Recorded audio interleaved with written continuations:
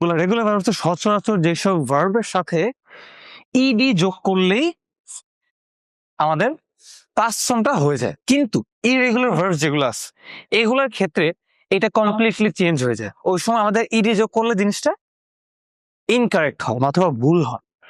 রিডের past form অর্থাৎ V2 ফর্মটা unchanged, মানে কি এটা কোনো চেঞ্জ হয় না, কিন্তু এটা উচ্চারণ করার সময় আমাদের কি রেড, এই যে লাল রং, রেড, ঠিক আছে, লাল রং যেটা যেটা যেটা যেভাবে উচ্চারণ করা হয় রেড, এইভাবে আমাদের এইটার পাস্ট ফর্মটা উচ্চারণ করতে হবে। সো এখন আমরা দেখবো হচ্ছে পাস্ট টেন্স। ওকে, তো পাস্ট টেন্স কয় প্রকার আমরা জানি? পাস্ট টেন্স আমরা জানি হচ্ছে 4 প্রকার। তো এখন আমরা দেখবো হচ্ছে পাস্ট ইনডিফিনিট অথবা পাস্ট সিম্পল। ওকে, ইনডিফিনিট বলতে পারেন, সিম্পল বলতে পারেন, it doesn't really matter. The matter হচ্ছে কি, পাস্ট সিম্পল টেন্স হচ্ছে ওই সকল টেন্স যেটা দ্বারা অতীতের কোনো কাজ অথবা অতীতের কোনো কাজ যেটা একদম কমপ্লিটলি মানে পুরোপুরি হয়ে গেছে, এটার আর কোনো ইফেক্ট অথবা রেশ বর্তমানে নেই, এই সকল ক্ষেত্রে আমরা পাস্ট ইনডিফিনিট টেন্স ব্যবহার করব। ওকে, তো এটা স্ট্রাকচারটা কি? এই সেন্টেন্স বানানোর সময় আমাদের এই স্ট্রাকচার ফলো করতে হবে, যেটা হচ্ছে সাবজেক্ট থাকবে, অ্যাজ ইউজুয়াল একটা সেন্টেন্সের সাবজেক্ট থাকেই। এরপরে ভার্বের কি থাকবে? পাস্ট ফর্ম অথবা V2 ফর্ম। ওকে, এটা ভার্বের এই ফর্মটা আমাদের সেন্টেন্সে বসাতে হবে। এরপরে হচ্ছে বাকি যা আসে কমপ্লিমেন্ট, মানে যা আসে অবজেক্ট অথবা অন্য যে কোনো কিছু আসতে পারে। এই ক্ষেত্রে কি আমাদের এইটা হচ্ছে আমাদের এই পাস্ট ইনডিফিনিটের ক্ষেত্রে আমাদের সেন্টেন্স স্ট্রাকচার।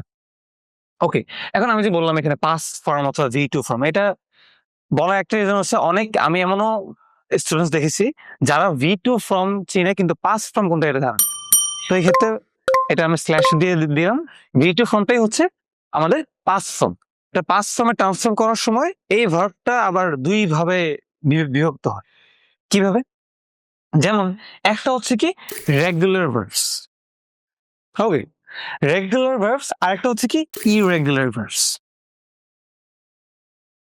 রেগুলার ভার্বস কোনগুলো? রেগুলার ভার্বস হচ্ছে সচরাচর যেসব ভার্বের সাথে ইডি যোগ করলেই আমাদের পাস্ট ফর্মটা হয়ে যায়, ওইগুলো হচ্ছে কি রেগুলার ভার্বস। যেমন play, played, call, called, watch, watched. Just এই বেস ফর্মের সাথে ইডি যোগ করলে কি আমাদের রেগুলার ভার্বটা হয়ে যায়, অর্থাৎ কি পাস্ট ভার্বটা আমাদের গঠন হয়ে যায়। কিন্তু ইরেগুলার ভার্ব যেগুলো আছে এগুলোর ক্ষেত্রে এটা কমপ্লিটলি চেঞ্জ হয়ে যায়, ওই সময় আমাদের ইডি যোগ করলে জিনিসটা ইনকারেক্ট হয় অথবা ভুল হয়। যেমন গো, রেগুলার মানে বেস ফর্ম যেটা, এটার পাস্ট ফর্ম কি ওয়েন্ট, কমপ্লিটলি চেঞ্জ। মানে এখানে যদি আপনি গো, গো দিয়ে দেন, এটা কি হবে? ইনকারেক্ট। ওকে, ফাইন্ড ক্ষেত্রে হবে ফাউন্ড, ইট, এইট। ওকে, তো এই ক্ষেত্রে কি জিনিসগুলো একদম চেঞ্জ হয়ে যাচ্ছে, এই জন্য এগুলো কি ইরেগুলার। এখন আমরা কিছু সেম, এটা কোন কোন ক্ষেত্রে ব্যবহার হয় এই পাস্ট সিম্পল টেন্স, এখন আমরা এটা দেখব। ওকে, তো প্রথম ইউজেজ হচ্ছে আমাদের completed action in the past, মানে এটা পাস্টের এমন সকল ক্ষেত্রে ব্যবহৃত হয় যেই ক্ষেত্রে আমরা বুঝি যে অতীতের একটা কাজ সম্পূর্ণভাবে শেষ হয়ে গিয়েছে, এটা রেশ অথবা এটা কোনো ইফেক্ট বর্তমানে নেই। আর এই ক্ষেত্রে আমরা পাস্ট সিম্পল টেন্স ব্যবহার করব। যেমন আমরা এক্সাম্পল দেখি, he cleaned her room in the morning, সে তার রুম সকালে পরিষ্কার করেছে, তার মানে কি সকালে তার রুম পরিষ্কার করা শেষ। ওকে, তার মানে কি ওর কাজটা কমপ্লিটলি শেষ হয়ে গেছে, এটা কাজের কোনো অংশ বা কোনো কিছু এখন আর বাকি নেই। তো এই ক্ষেত্রে কি আমাদের same again past simple tense. এই যে আমাদের সাবজেক্ট দেন ভার্ব, ক্লিনের সাথে ইডি যোগ করা হয়েছে, রেগুলার ভার্বস, দেখেন আমরা দেখেছিলাম ইডি যোগ করলে হয়ে যায়। পরে বাকি যেটা আছে এটা কি কমপ্লিমেন্ট অথবা অবজেক্ট অনেকে বলে। আচ্ছা, ওই বিষয়ে আমরা না দেই। আমরা আরেকটা এক্সাম্পল দেখি, যেমন we watched a movie on Friday. তার মানে কি আমরা শুক্রবারে একটা মুভি দেখেছিলাম, তার মানে কি শুক্রবার আমরা একটা মুভি দেখেছিলাম। আর এটা কি, এটা কি শুক্রবারের শেষ, এটা এই মুভিটা দেখা কমপ্লিটলি শেষ, মানে কি এটা একটু অংশ বাকি রেখেছিলাম এরকম কিন্তু কোনো বিষয় না। তার মানে কি মুভিটা দেখা একদম কমপ্লিটলি শেষ, অ্যাকশনটা কাজটা পুরোপুরি শেষ। এই ক্ষেত্রেও কি সেম আমাদের কি প্রেজেন্ট সিম্পল টেন্স ব্যবহার করবো। যেমন উই আমাদের সাবজেক্ট, দেন ওয়াচের সাথে ইডি যোগ করা হয়েছে, ওয়াচড আমাদের পাস্ট ফর্ম, এবং কি বাকিটা কমপ্লিমেন্ট অথবা অবজেক্ট। এই আরেকটা ক্ষেত্রে আমাদের এই কি পাস্ট ইনডেফিনিট টেন্স ব্যবহার করা হয়, যেমন পাস্ট হ্যাবিটস মানে অতীতের কোনো অভ্যাস। ওকে, এই ক্ষেত্রে আমাদের এই পাস্ট ইনডেফিনিট টেন্স ব্যবহার করা হয়। যেমন আমরা কিছু এক্সাম্পল দেখি, Tania read story books every night.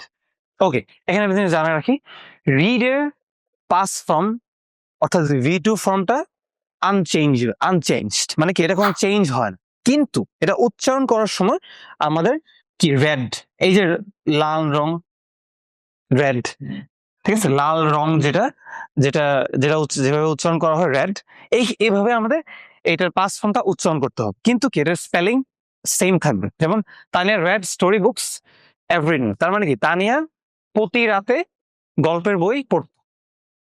ওকে, এই ক্ষেত্রে আমাদের কি হয়েছে, আমাদের সাবজেক্ট তানিয়া, এরপর রেড ইরেগুলার ভার্বস একটা ব্যবহার করা হয়েছে, যেটাতে কোনো আনচেঞ্জ একদম কমপ্লিটলি চেঞ্জ হয়, কিন্তু এখানে চেঞ্জ হয় না, তার মানে কি এটা ইরেগুলার ভার্ব।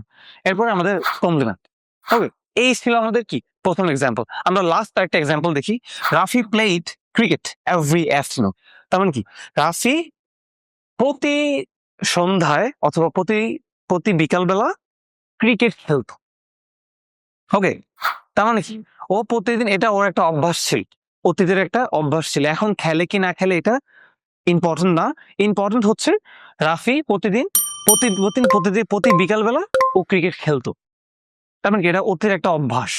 ওকে, এই ক্ষেত্রে কি আমাদের same again pass simple tense ব্যবহার করতে হবে। যেমন রাফি আমাদের সাবজেক্ট, প্লেড রেগুলার, এটা একটা রেগুলার ভার্বস, কারণ প্লে আমাদের ভার্ব বেস ফ্রম মানে মেইন ভার্ব যেটা, এর সাথে জাস্ট ইডি যোগ করা হয়েছে, এবং বাকি কি কমপ্লিমেন্ট ক্রিকেট এভরি আফটারনুন। ওকে, তো এই ছিল কি আমাদের পাস্ট সিম্পল অথবা পাস্ট ইনডিফিনিট টেন্সের সকল ইউসেজ।